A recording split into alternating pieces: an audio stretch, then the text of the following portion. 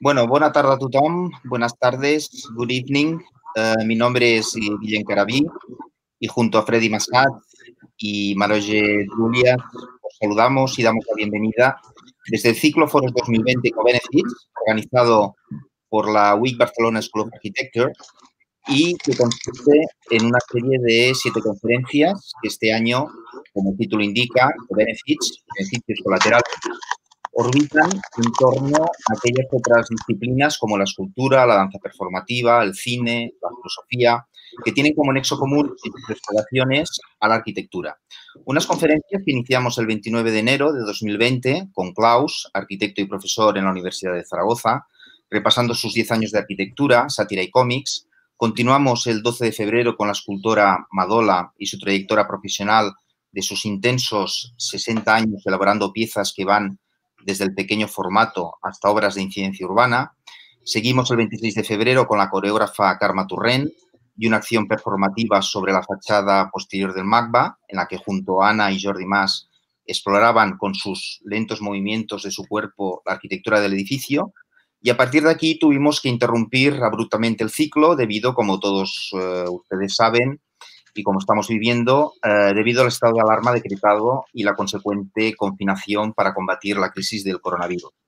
Bien, es por ello que hemos reconfigurado el formato de estas conferencias y a partir de hoy las vamos a ofrecer en streaming, retomando el ciclo hoy con la presencia de Maroje Drulias, arquitecto, documentalista, comisario y crítico de arquitectura, que nos hablará de la modernidad inacabada a través de 2 proyectos urbanos de la Yugoslavia socialista y que a continuación nos va a presentar con mayor profundidad nuestro compañero, el profesor Freddy Massat. Cuando quieras, Freddy. Yes, it's a pleasure to have Maroye in this forum. Bueno, primero, hola, buenas tardes a todos y espero que estén muy bien. Bueno, voy a contarles un poco quién es nuestro invitado, ¿no? Maroye Druilas es autor y editor de libros sobre arquitectura y diseño. Desde 2017 ejerce como editor jefe de la revista Oris, revista que les recomiendo, es una revista croata en la cual suelo colaborar y que está muy bien. Maroya ha publicado en importantes revistas internacionales como Amazú, Archités, Baubel y Domus. Fue comisario y contribuyó con varias exposiciones internacionales en el Centro de Arte como el Museo de Arte Moderno de Nueva York, el DAM de Frankfurt, el MUO de Zagreb, la Bienal de Arquitectura de Venecia o el Kunterhaus de Viena. Desde 2014 ha participado en las elecciones para la sección croata del Piran Days of Architecture.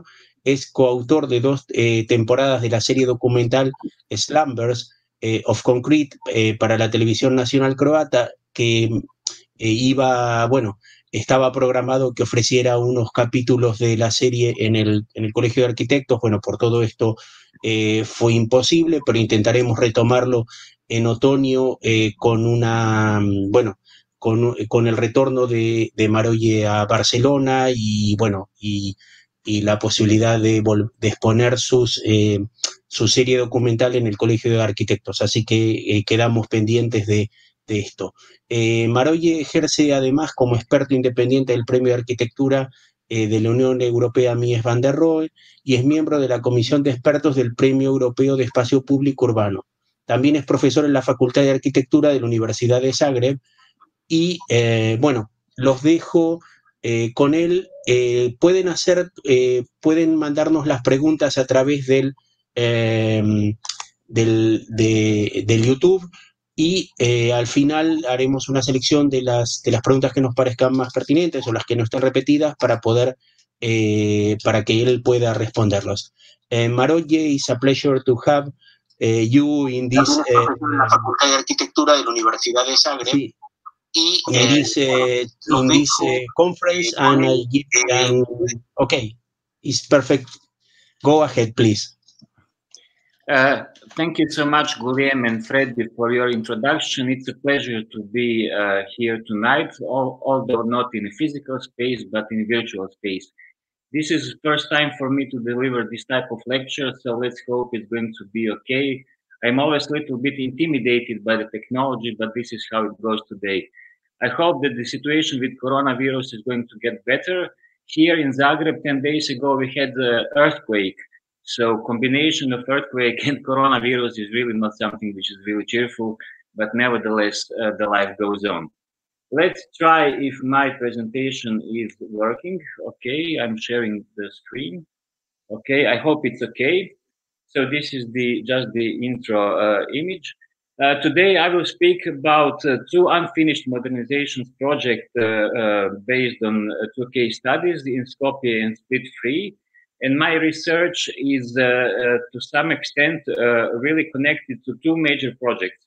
One is series of documentary films entitled Slumbers of Concrete, as Freddy already said.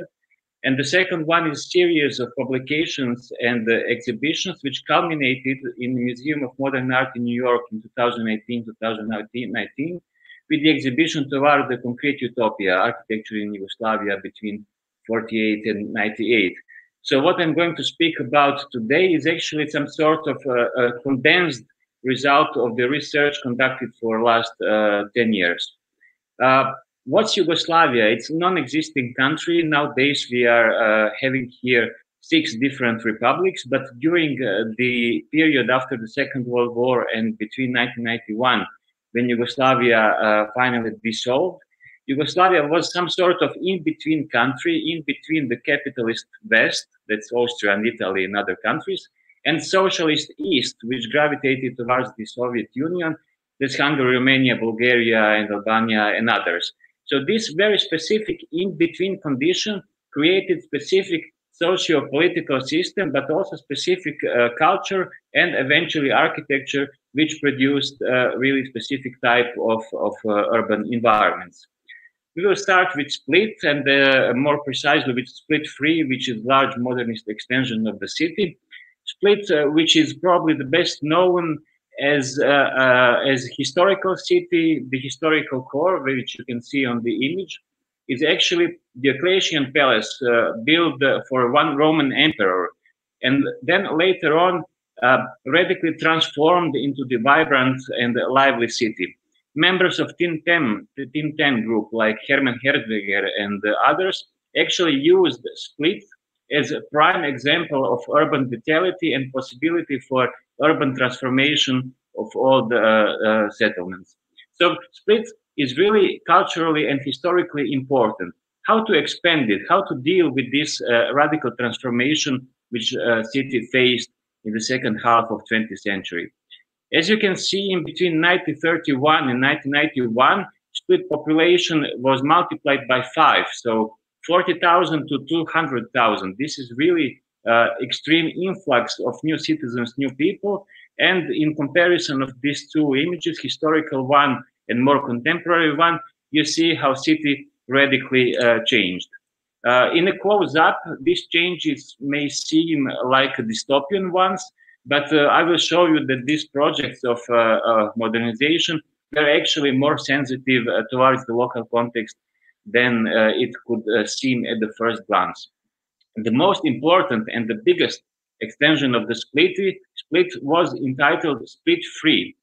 And the project, according to which it was actually carried out and built, was the result of the public competition, which was won by a team of Slovenian architects, Mušić, Bežovan, and Starc, with the project which somehow tried to reconcile what's almost impossible, reconciling the design for the largest number, including mega structures, and some sort of sensitivity towards the local Mediterranean environment, including the pedestrian way of life. So what you can see on the plan, this is the competition plan, is large mega structures, linear ones. These are with the public spaces which are stretching from the sea and the coast inlands, and smaller housing units, which are still quite large, all arranged around the pedestrian platforms. This is Braco Mušić on the construction site. Urbanists and architects share common goals and worked in close proximity for all these times. I'm speaking about time span of approximately 10 years. So this is Braca Mušić, and this is architect, and they are discussing how to proceed. This is the type of collaboration which is nowadays quite rare. What you are seeing is not architectural project. This is actually the urbanistic project. Urbanism at that time was not only about the zoning and the major infrastructural decisions. It was basically about careful and meticulous arrangements of volumes in space. Already here in the section, I'm not sure if you can follow what I'm showing, but still it's okay. You can see the concept of arranging these linear systems around the pedestrian platforms which are here, and then cars situated below. And how this transition from the urbanistic concepts to architecture goes, it's quite clear here.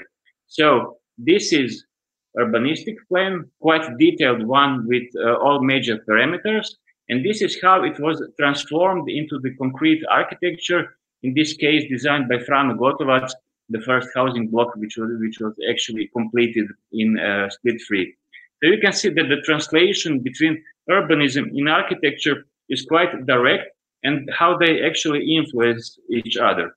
This is the building completed under the different international influences spanning from the structuralism to Japanese metabolism, and nicknamed Cruiser, like a big ship, which is also quite typical, I think, for this large-scale volume.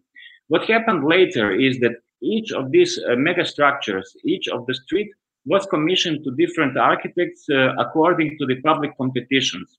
So therefore, this whole large environment was not monotonous. Many different architectural languages were employed.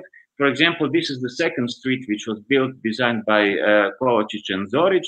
Braće Borozan Street, obviously Mediterranean one, at this point still without the greenery, but showing some sort of almost surrealist, like the Chirico approach, which is nevertheless, I think, quite interesting.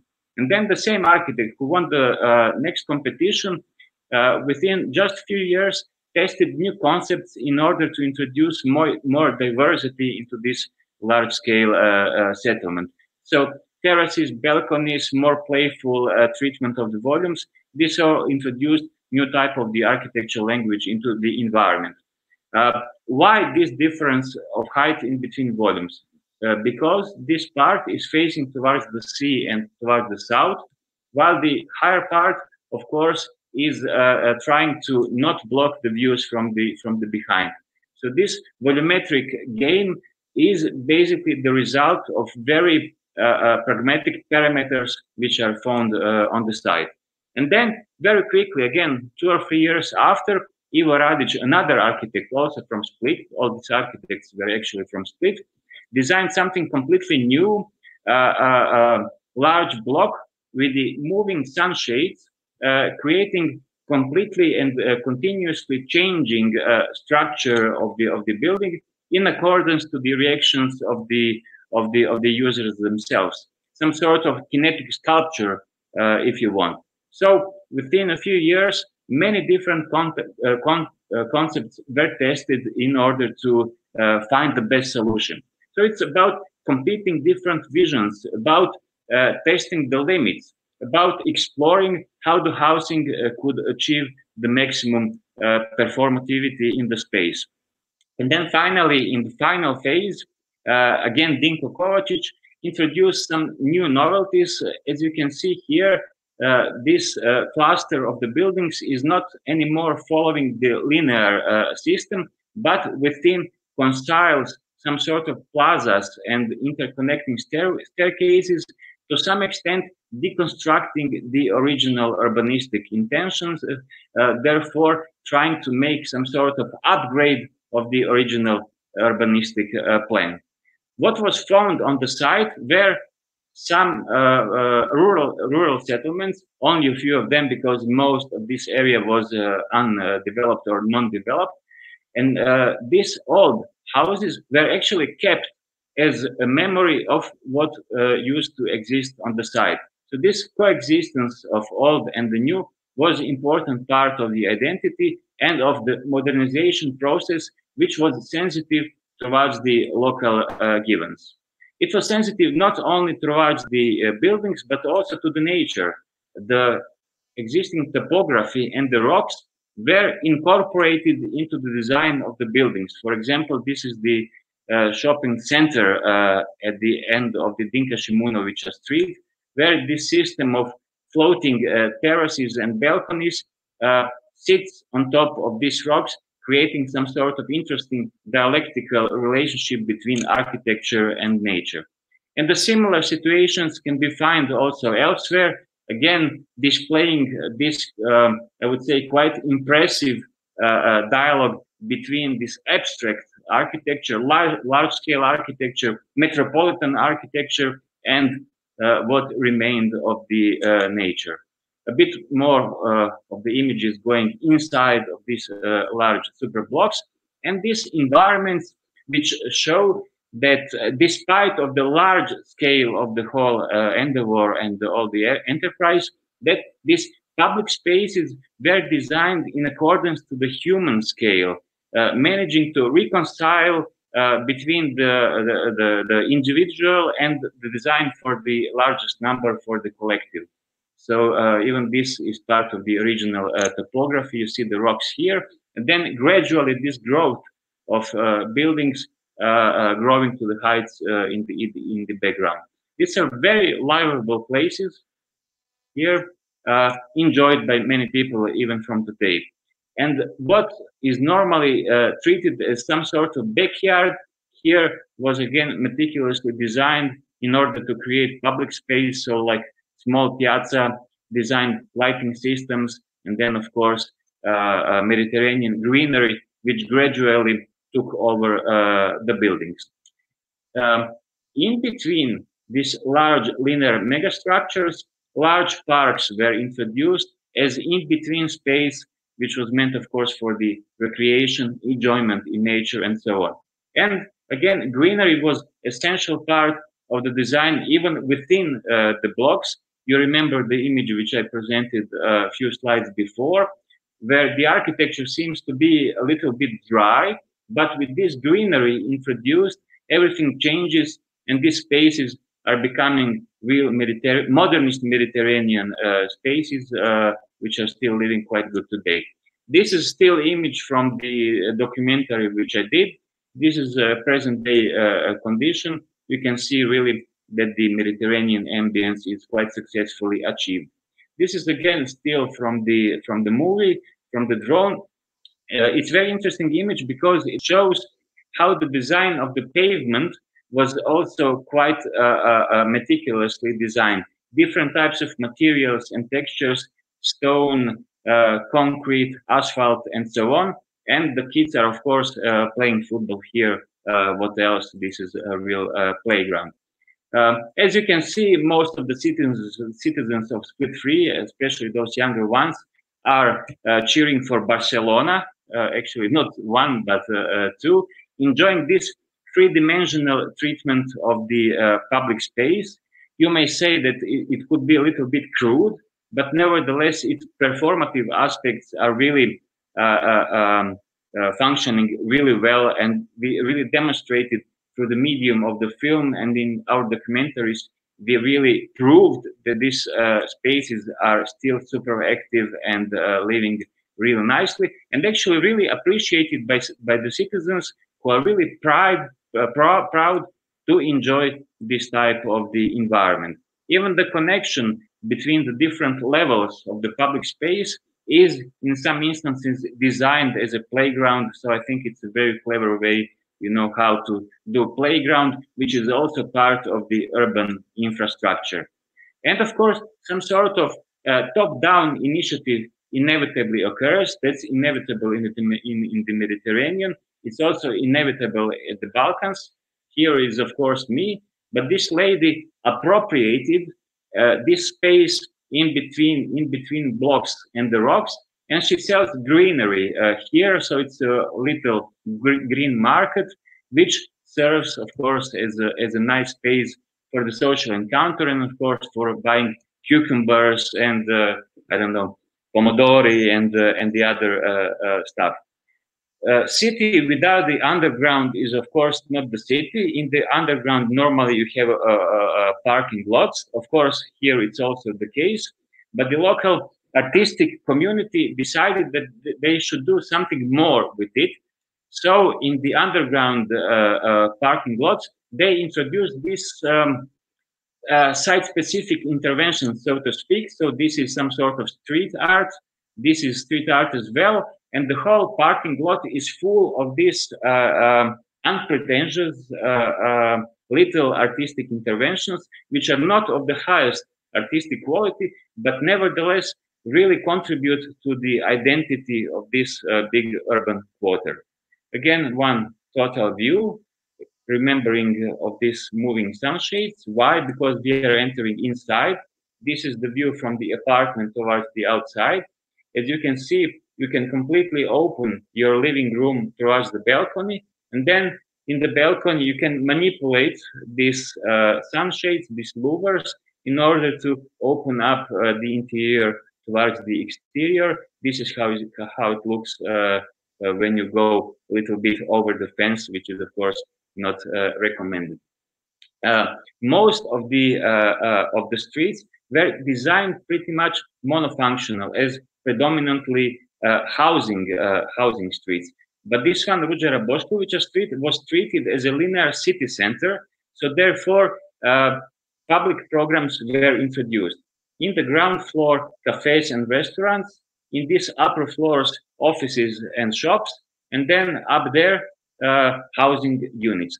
To some extent, this programmatic section could resemble remotely of Barcelona and other cities, where you never have this really monofunctional environments, but this mixed use facilities. I think this was quite successful in this case.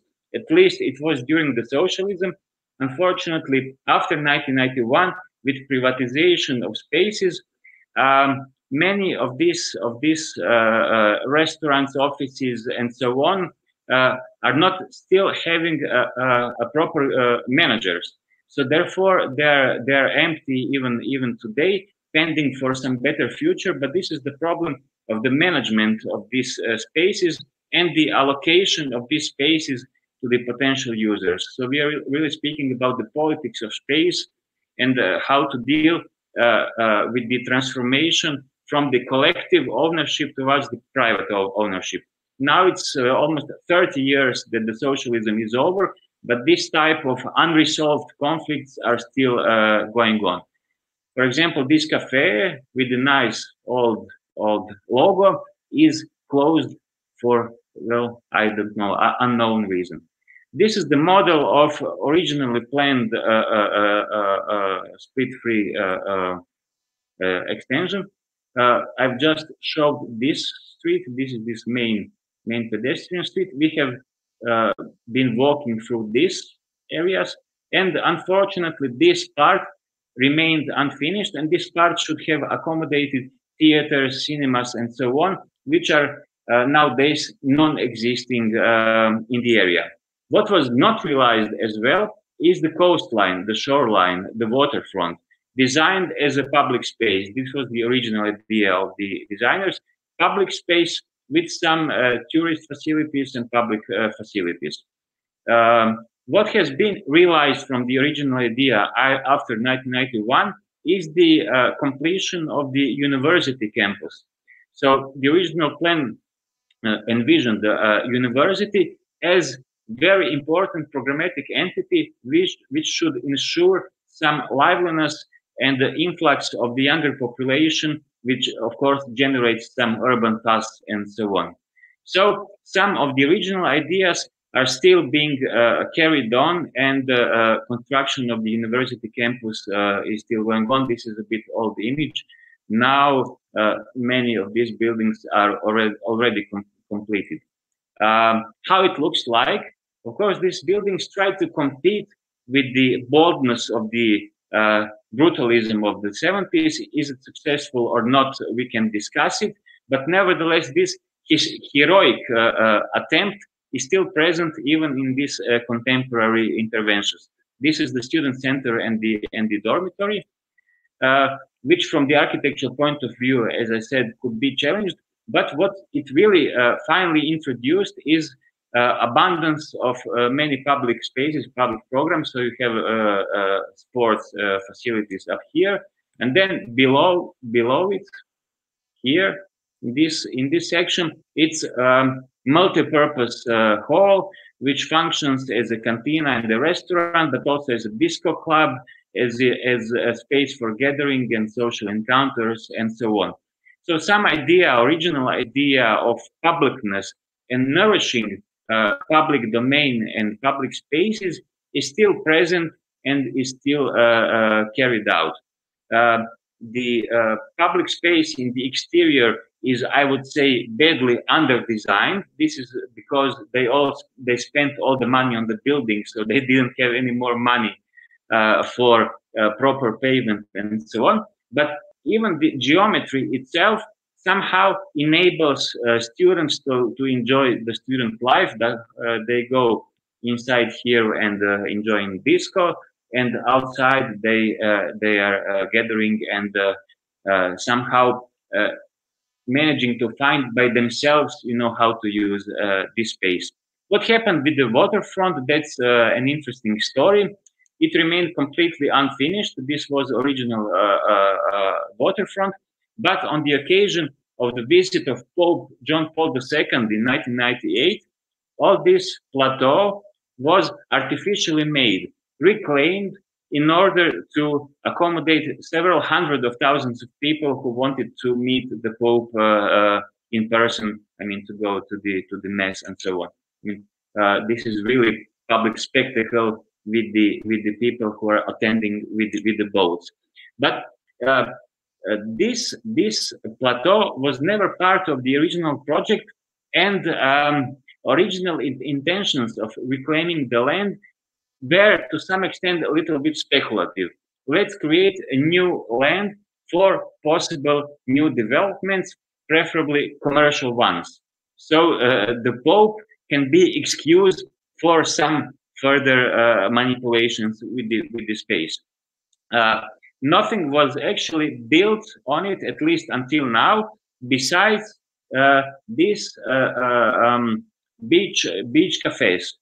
All these beach cafes are actually illegal. This is illegal construction without the building permit. Of course, the city municipality takes a look and decides what's actually really happening.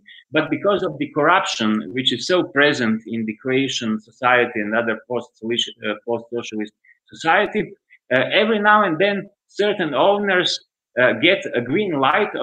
Okay, you can do it, but for a certain amount of time. After the mayor changes or after the city municipality members changes, then they bring some new friends, demolish the previous cafe bars, and construct new. So this area is continuously changing, is in continuous flux and transformation. It's like Rainer Benham, wet dream. It's like Los Angeles completely changing every now and then. But basically, it's a speculative operation. In the second row, you see the new housing settlements, which are not built according to the plan. This is also some sort of half extra legal procedure, where the area which was originally meant for public facilities now has been built with the ordinary apartments. Original project split 3 is up here. So this is really area which displays lots of controversies which are related to the contemporary Croatian society. And finally, at the edge of the area, recently completed a new hotel which blocks the view from the also illegal buildings built back there, and then split 3 as some sort of fortress in back. So up there is planned society. Here is turbo capitalist new society, which introduced total disorder in space and I would say also in time. To make things even more complicated, of course, during the socialism, churches were not built or they were quite rarely built. And with the rise of the populism and attempts to reintroduce traditional take on life, the network of new churches has been proposed or built. This is the beginning of the street, of the main street, which I showed previously. And this is newly planned church on the place where today is a parking lot and a green market. So they are colonizing public space with the extensive building of the churches. And this diagram shows the system of these newly planned and built churches, which introduce spirituality at the modernist outskirts of the Split. This is, of course, pushed by the state. It's pushed by the city municipality in order to redesign the urban identity and reintroduce this Catholic spirit in Croatia. When realized, this is how it looks. Although this area is not Split 3, it's one of the earlier settlements. It's Split 1 or 2, I'm not sure. And this church, which is really ugly, is nicknamed St. Mary of Kaufland, because this is the Kaufland shopping center, and this is the church built just next to it. Again, very interesting hybrid. Rem Koolhaas would maybe have some good things to say about this. But I mean, this type of bizarre situations are occurring throughout the Split. Again, planned and non-planned, legal and illegal. This is what this image shows. What's really problematic is that the original urban tissue of Split is also gradually being challenged or attacked. This is original and planned, but this building here, actually it's a small private medical clinic, has been built on the place where nothing should be built. So it's completely contradictory to the original plan. And this type of corrosion of the original layout is gradually taking place. Attempts to build even more in this in-between spaces in Split 3 was actually pushed through the new master plan of Split 3. But what happened is that the citizens very strongly protested, and together with the urban activists, architects, and others, organized several protests, public debates, and so on, and strongly opposed to the possibility of commercialization and privatization of what used to be the public space. Luckily, until now, this initiative has been blocked, and it seems that the Split 3 for now is safe. This is one of these performances which citizens did by themselves. This could be called some sort of social sculpture, to use Joseph Beuys' terms. R1 means recreational zone of rank 1. This is urbanistic taxonomy, and they're protecting this playground, which is badly maintained, but it's still playground, against the possibility of the building, because the master plan proposed construction of new house here. So the citizens are very aware of the importance of the public space and of the importance of the original layout of Split 3. Here we are moving a little bit out of the Split 3, and this is actually Split 4. This is what has been built around the Split in the last 20 years. Pretty much all illegal, without the building permit, without the plan. This is what's happening nowadays. And then again, you know, the only public space in the whole area is church. Of course, that's a cultural and urban problem, but it's also infrastructural problem. When catastrophic fire struck Split in 2017, fire workers could not reach the epicenters of the fires because they could not pass through the narrow streets of these suburbs. So it's not about the culture only, it's not about the politics only, it's about basic safety of the citizens. And these unplanned settlements are really causing lots of problems. How is this possible? Of course, that's a long story and that's a long discussion. let's try to be super simple. This is me, of course, in discussion with the mayor of Split, Jakša Milicic, in the period where Split 3 was designed and built. We are somewhere here filmed in July, but this gentleman is nicely dressed and very clever, very sharp, and very tender and very kind. And this is mayor, former mayor, luckily, of Split in between 2009 and 2013. He is healing hangover after being drunk, and this is during the course of the pre-election period. Luckily, he lost, but this is new political elite in our region. Of course, it's not everybody like that, but Split is too serious a city to have this type of guys, you know, to run it. He is actually entrepreneur, quite successful, but sort of mobster. Now we are moving to Skopje, to completely different region. Now we are moving from Croatia and Mediterranean to Skopje in Macedonia. That's pretty much in the center of the Balkans, where super interesting things also happen pretty much in the same period. In 1963, catastrophic earthquake struck the city of Skopje. 80% of the building tissue was demolished, and this, of course, immediately triggered a project of rejuvenation and reconstruction of the city. This is the President Tito visiting the city immediately after the earthquake, and you can see the level of the destruction. Since Yugoslavia was, as I said, in between East and the West, this triggered international cooperation, which was normally not usual.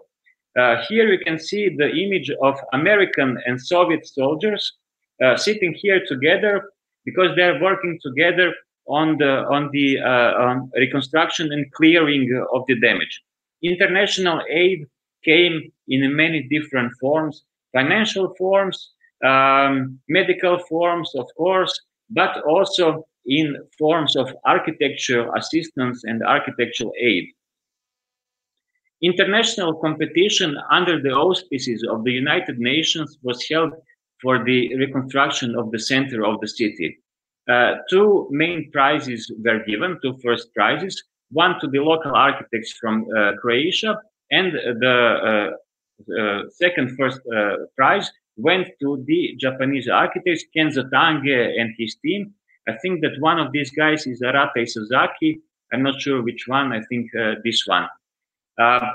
The idea of the United Nations was, okay, let's try to combine these two totally different approaches, but that proved to be totally impossible. Croatians proposed modest, quite ordinary modernist approach, while the Japanese, of course, tested their metabolist projects. After quite long debates, it was decided, okay, let's continue with Kenzo Tange projects because it's more futuristic, it's more, let's say, interesting. Basically, it's also better PR for United Nations who wanted to try to test Skopje as some sort of case city of the, as a city of the future. The metabolist concepts, of course, at that time were the most avant-garde approach to the architecture available. So therefore, this decision really made sense.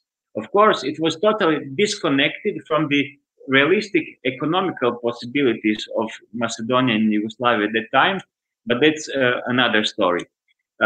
Project was based on the city wall, which surrounds the historical core, and super large new civic center organized around the traffic infrastructure. This is the highway, and this is the railway station, huge one.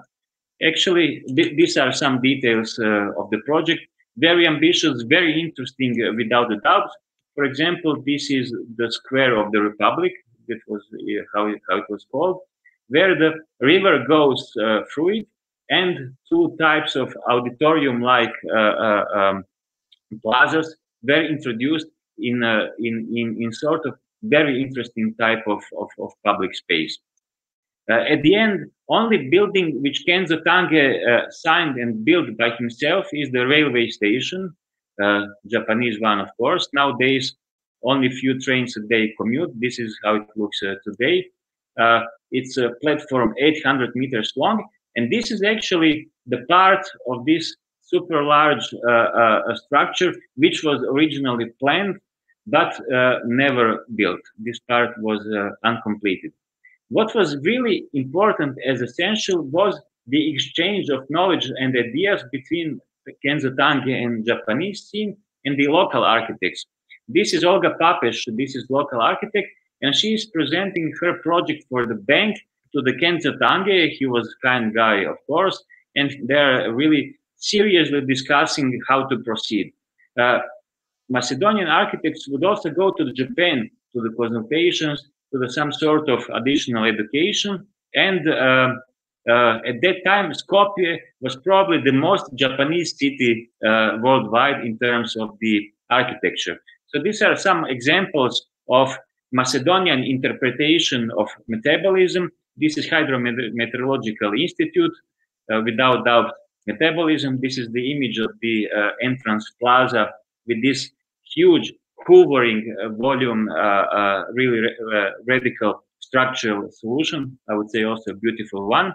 This is project unrealized for the telecommunication center, obviously under the influence of metabolism, where huge public plaza was designed and planned below this large volume. Project was downgraded and simplified, so this is how it looks when realized. And this is the city wall as designed or originally planned by Kenzo Tange, but designed by Macedonian architects who also added these skyscrapers. And this part of the city still works and functions quite well. But Skopje at that time was an international hotspot of the architectural research. While the Japanese had direct influence, United States had a different approach. Instead of sending their architects directly to Skopje, they offered scholarships to the local architects. So, for example, Georgi Konstantinovsky went to study at Yale University with Paul Rudolph and then worked with Joachim Pei, which is obviously very clearly present in his project of student dormitory Goce Delchev in Skopje, impressive brutalist building. This is the close-up of the image. And this is the still from our movies, where the architecture language is, of course, important, but the social performance of the building is even more important because these bridges up there, they are actually connecting the ring of public spaces situated on the 8th floor, social spaces, spaces for gathering of the students where they could mingle and learn and enjoy in collective life. This is the rooftop, which used to be a green garden with water, with the fountains and so on. And this is the architect himself. Nowadays, unfortunately, because of the bad maintenance of the building, this public space and other facilities are non-existing. Part of the roof terraces are even covered in this way. Nothing happens here. So ambitious originally ideas are unfortunately not valid anymore. The building seems to be very robust, but it's also quite transparent. It's quite nice and beautiful. But unfortunately, because of very bad maintenance, it became almost like a student favela. It looks awful. This is the interior a few years ago, really bad. And then the students made the film. Green walls, black food. Green walls because of the fungi, black food because of the other type of fungi in the food. Again, displaying unfortunate post-socialist conditions right now. Luckily, this student film actually prompted and triggered the managers of the building to start the reconstruction. So right now, 2 blocks of the buildings are being restored and they are now okay. Many other interesting buildings were completed in Skopje. This is the university center designed by Slovenian architect Braco Mušić. It's actually four different faculties organized around this collective space or agora.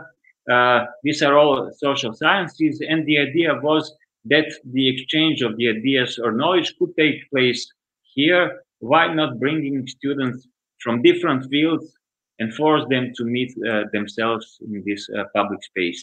Quite eccentric, strange architectural language. It's brutalism, it's metabolism, but it's also something which is very specific and very local.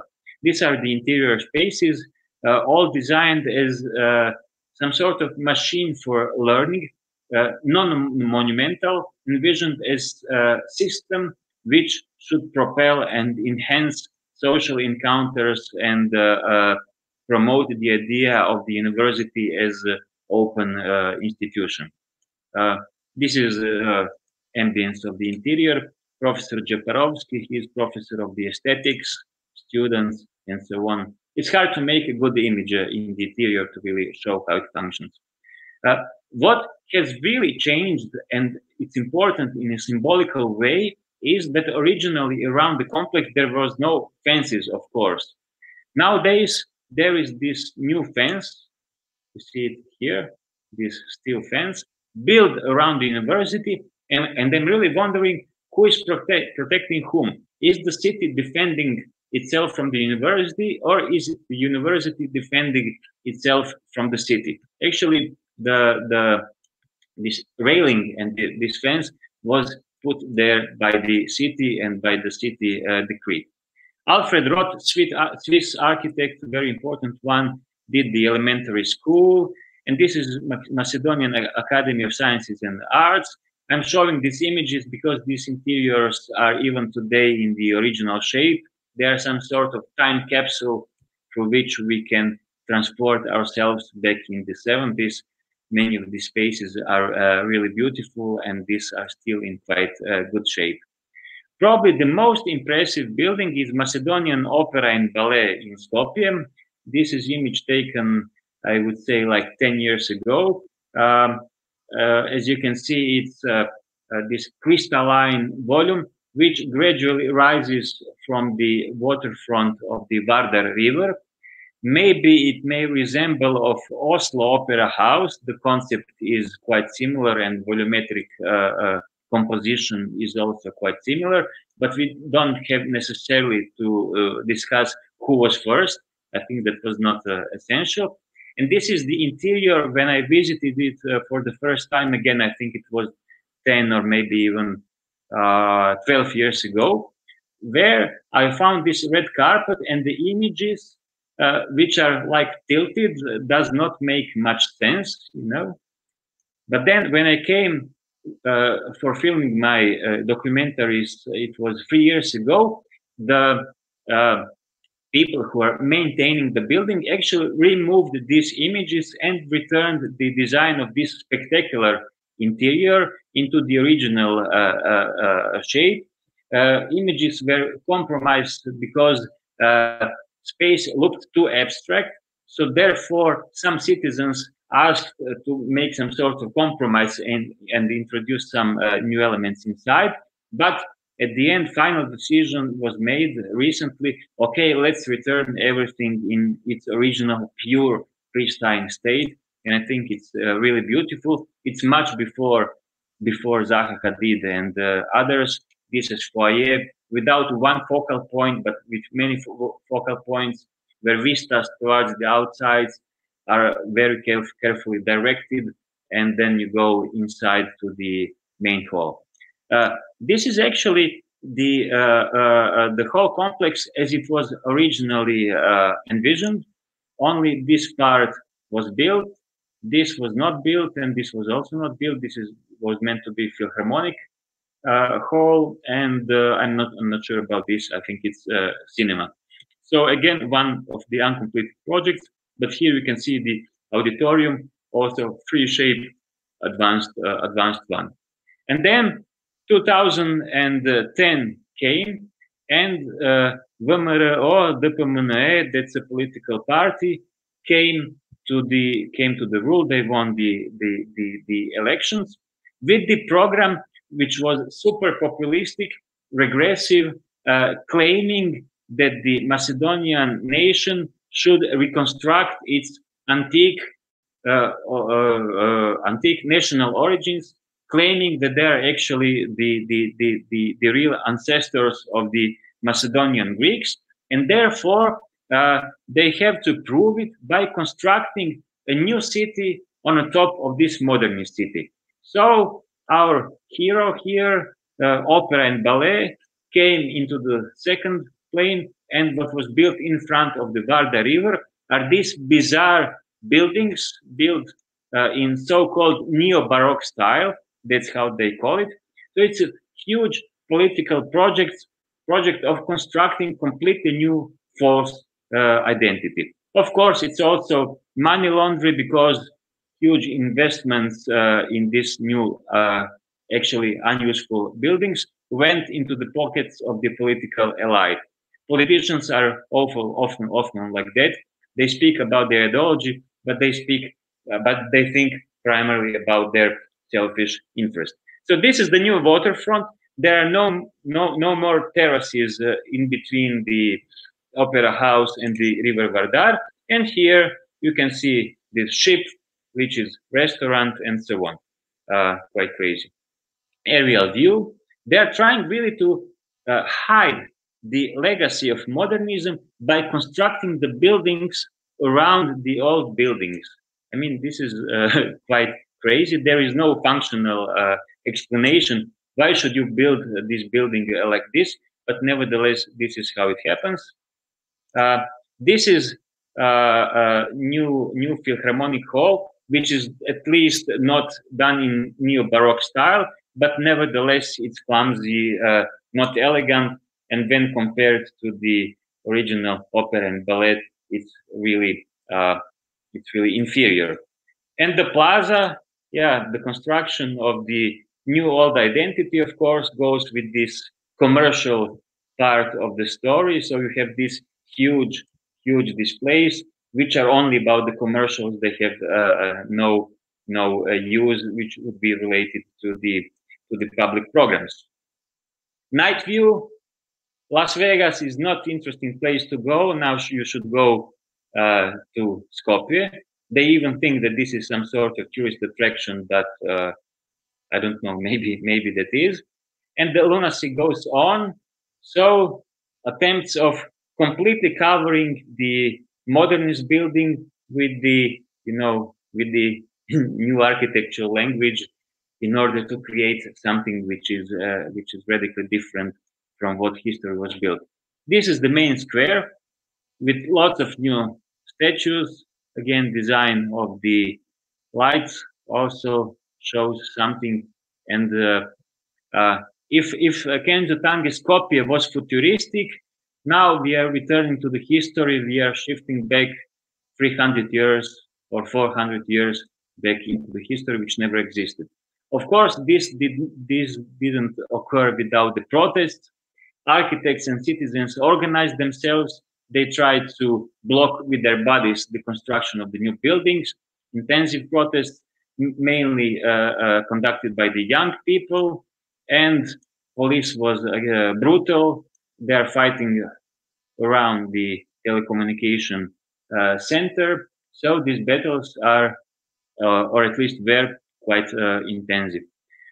It was not only about the fighting on the streets, it was also about the production of knowledge about the architecture, which was inherited from the modernist period. So young architects, Jovan Ivanovsky, Anna Ivanovsky, Vladimir Deskov, all friends of mine, organized a series of the exhibitions, both in Skopje and elsewhere. They even participated at the Venice Biennale 2014, promoting this impressive modernist legacy and trying to communicate this to the citizens, to the politicians, in order to stop this lunacy somehow. Exhibitions were well accepted, well attended by the cultivated citizens. And then 2016 came. The Macedonian people became really annoyed and actually pissed and angry by the rule of VMRNO, DPMNE.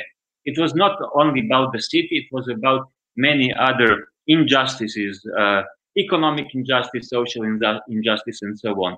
But the protests were actually targeting the buildings, the new architecture. The architecture became the symbol of this new establishment of all the irregularities of the political elite.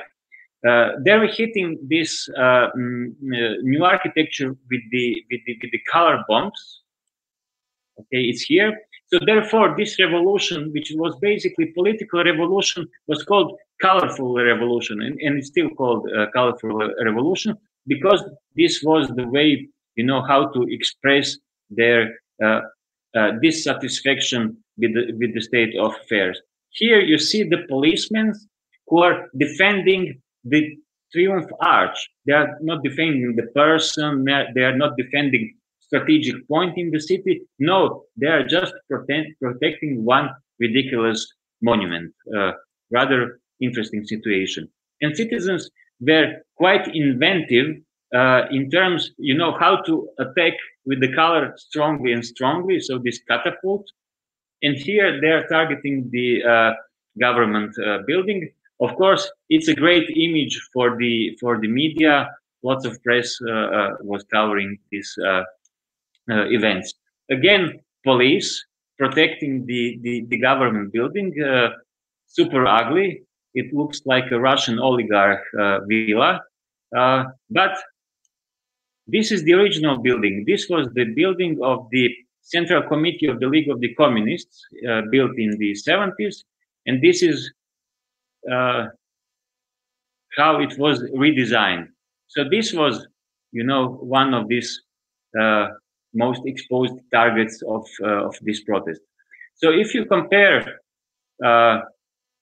past and the present, this is the present. I'm sorry, the PowerPoint is a bit slow.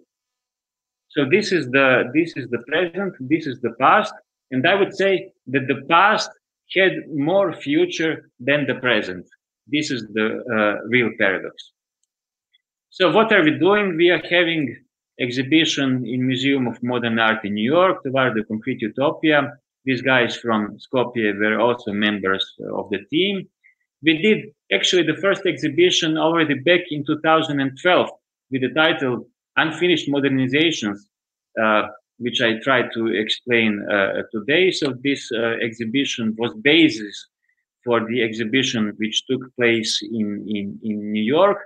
But nevertheless, we managed to reach the cultural public, we managed to reach the global audience, but the local politicians and the local politics are still not responding. We are also organizing this type of events. This is a screening of one of my documentary films, where the whole small city in which one of the episodes was filmed gathers. They're actually watching from one poor beamer, so the quality of the image is really bad. But if you observe this lady, she is crying. Of course, she is a bit older, so she remembers a bit of the better times. But nevertheless, we are managing to reach the larger audience, and hopefully something is going to be changed.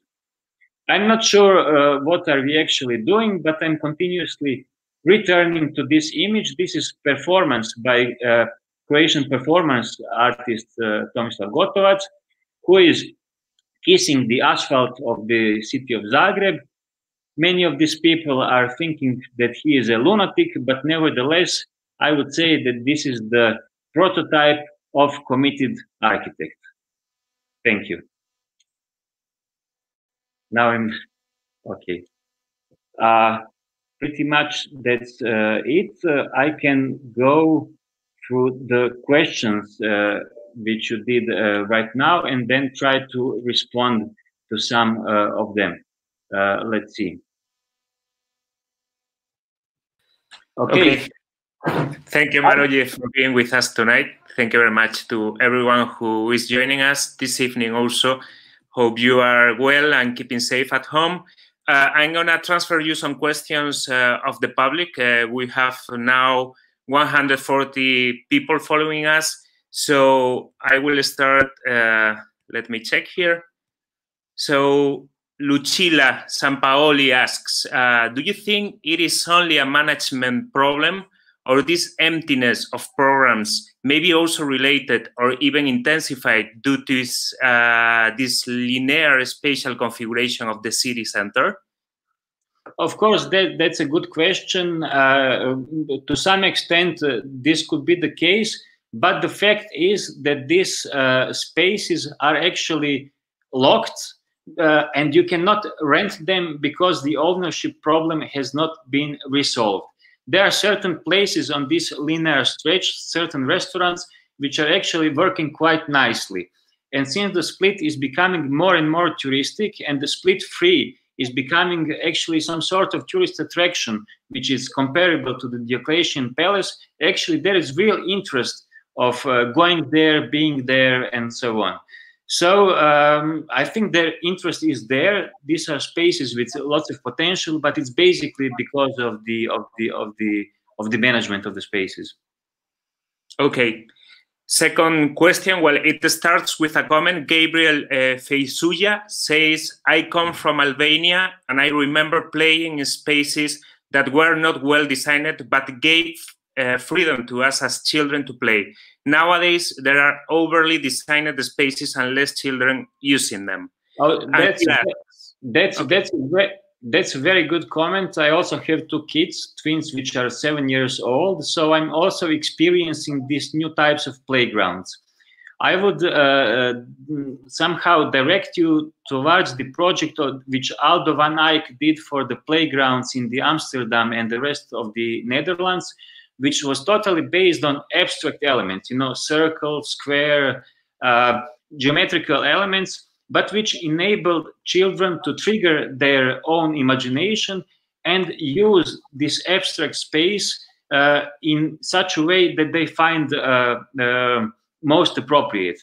So the playground and the basic geometry of the space was interesting by itself, but it also enhanced creativity. Nowadays, when you go to the playground, everything is like from the Disney cartoon. Everything is so direct, everything is so narrative, and so on. And I really think it does not really promote any type of imagination. So this a bit brutal, a bit under-designed spaces which were built during the modernism, during the 50s and 60s and 70s, I think that really enabled kids to somehow induce their imagination much more than its case today. Of course, today there is this obsession with the security. For example, today parents would not let kids to play on the concrete. What happens if it falls down? Yes, if it falls down, then it gets a little bit of scratches, but that's it. Nowadays, you have this soft materials which go on the pavement of the playgrounds, which is basically okay, but we cannot make the whole world safe. It doesn't make any sense. So I'm really thankful for this comment, and I think it's very appropriate. Okay. Alexander Beljanovsky asks, was the central bank building in Skopje built by Kenzo as well? It seems as Leeds inspired by him. I've been to the dorm and can confirm the conditions are close to abysmal. Yeah, no, the central bank was designed by Olga Papež. That's architect which I presented on the image, and image shows that Kenzo Tange was involved in the project. So they were collaborating. The building is the authorship of Olga Papež, but as I presented, Tange was very much involved in ongoings in Skopje, and his influence was immense. It's really strange that he built just this uncompleted railway station, but he continued to monitor a project for, I would say, 15 years or so, and at the end, he was a little bit disappointed. Why?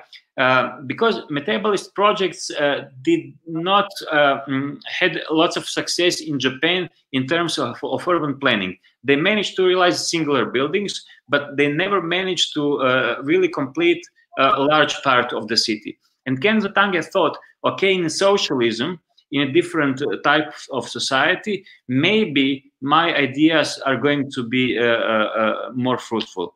The reason why his idea was uncompleted in Skopje was basically because of the lack of money. Macedonia and Yugoslavia at that time did not have enough financial resources. Initially, Yugoslavia thought that the United Nations and the global cooperation would somehow help in constructing the city, but that was, of course, not realistic. I mean, who would pay for the buildings in some other city? Yes, for the basic reconstruction and for singular buildings, but for the development of new metropolis in the middle of the Balkans, that was unrealistic. So I would say that even Yugoslavia did not evaluate properly its potentials and possibilities. And as for the student dormitory, one block nowadays is in a quite good shape. The other parts are really awful, but the people who are entitled to take care are promising that they are going to do something with all these other blocks. But the really pity is that nobody is thinking about this public facilities, this ring of public facilities on the 8th floor. I mean, this is the most beautiful part of the project, but remains totally forgotten.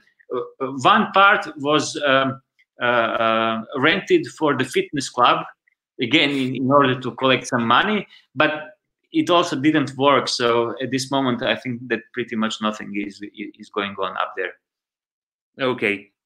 Next question, Alejandra Toro asks, some designs didn't foresee or take into consideration the future result, for example, where people began to build illegal infrastructure in a Split 3 complex.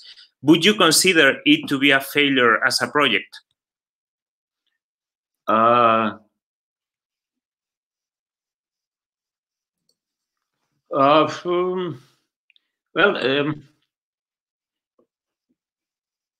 It's a tough question. I mean, I think that Alejandra is implying that original project was like too fixed, completed, and that it does not allow growth and change for the time, which was, of course, a big topic for the 60s and 70s. Team 10 was pretty much based on research of this type of advancements.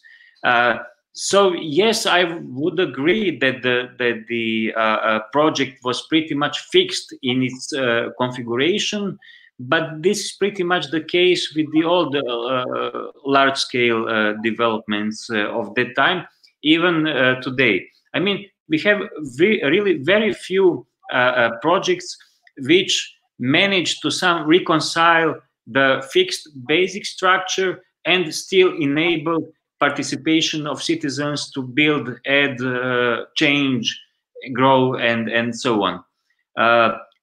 Although here specifically it's mentioned the infrastructure. No, infrastructure is like it is. I mean, the changes happened with the, I mean, the problematic changes are building new unnecessary buildings, commercial buildings at the places where they should not be. I mean, there are other places to build. You do not build in front of someone's window, or you do not build on the playground. I mean, this is the main problem. And the small interventions which citizens did on the terraces, I mean, they would extend their apartments and part of the exterior made to be interior.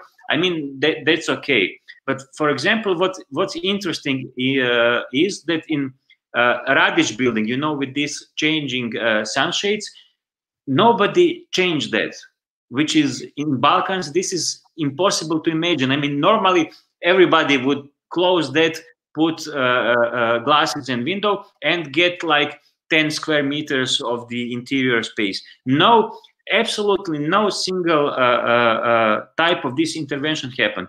Why? Because in the Mediterranean, you enjoy staying outside. That's super normal. And if it's designed in a proper manner, like it was done there, you know, to be flexible, to be even attractive, then it remains like it is. And this shows the power of good architectural design. Okay. Nuka Gelatze says, thank you. I think a lot of us, especially post-Sovietic countries, can feel related to Skopje situation. And she asks, do you think metabolist or brutalist architecture would be adequate to build nowadays? I basically think yes. Yeah, many would say no, it's outdated and so on. But as I said, it seems to me that the past had more future than the present. I mean, metabolist concepts are still valid today. They really try to introduce this element of participation, which was mentioned previously, you know, to build large infrastructural megastructure, and then on top of it, inside of it, you insert and build and change whatever you want. This is quite advanced way of thinking. But the problem is we don't have societies anymore which would be interested in this type of large-scale developments. I mean, nowadays cities are developing on a completely different basis. For example, to construct split-free or the city wall in Skopje, you have to have state which is behind it, which resolves the issues with the land ownership, provides infrastructure, coordinates construction industry, architects, and future users, and so on. And nowadays we don't have this type of societies, except in China. Okay. Horacio Loza says, this step back in architecture, how has it affected socioeconomic growth in Macedonia? I don't think that the redesign of city directly influenced economic situation, but economic situation became worse because of the money which came from the European Union for the development of the agricultural industry was reinvested in construction of unnecessary buildings. And this is the real problem. In terms of how city performs as, for example, tourist attraction and so on, I think that pretty much remain the same, and the people are coming to Skopje to enjoy very good food. People are super friendly, atmosphere is great, and so on. So maybe nowadays we have more tourists in Skopje than we used to have. Why? Because of this crazy combination. Some people come to see brutalism and how it was contested and challenged with these new structures. Some come to see this new Las Vegas in the middle of the Balkans, although there is no gambling, as far as I know. So in terms of tourist revenue, maybe it's better. But I think that someone calculated how much all this new construction cost, and we are speaking about hundreds of millions of euros, which could have been invested in a much more productive way than it used to be. Okay. Mama Group says, hello, thank you so much for the lecture. One question. We live the same fear from modernist, especially brutalist buildings in Morocco. Do you think that the example of Skopje can be considered as a global rejection of modern architecture in the 80s? And maybe now we are getting more and more to recognize it as a heritage? It's true. Skopje, it's a very specific case because the process of redesign and false reconstruction was heavily politically motivated. It was not that much a cultural issue. But the fact is that in Skopje in 80s, architectural scene was discussing Kenzo Tange project and modernist project. Is it really okay? Maybe it was too radical. Should we introduce some sort of postmodernist patching the city and so on. Although nothing of that really happened, because in 1991, the Yugoslavia dissolved. There was no money. In the 90s, everything was stagnating. So the postmodernism did not have direct influence on the ongoings in Skopje 2013 onwards. But it's true that during the last 10 years, some sort of real reappreciation of the brutalist architecture of the 60s and 70s took place. And this is also, or I would say essentially, political issue. I mean, we are really missing the societies who really heavily relied on planning, on coordinated growth, where the cities were not the playground of the developers, but were really collective ground of negotiation and thinking, how to make a better world for everyone. I mean, the reactions to the exhibition that we did in Museum of Modern Art in New York were super positive, but pretty much critics were not that much focused on the architecture itself, but on the society which managed to produce this type of architecture. Especially because for the United States, it's something really strange and exotic to have a socialist state which is able to produce architecture of the highest quality. So yeah, the nostalgic or view or reappreciation of the brutalism, to some extent, it's Instagram phenomenon, it's a hipster phenomenon, but it's also essentially about the societies which we used to have and we don't have anymore. I mean, coronavirus in the 60s and 70s would be much different than today. I mean, the management of the whole system would be much different. For example, in Spain, you would have much more hospitals. You have lots of private hospitals, which now have been nationalized again. In Italy, in last 10 years, they reduced the number of hospital beds, I think, for 30%. They reduced the budget for the medical care for billions of euros, and now they're wondering why people are dying. I mean, things are quite simple.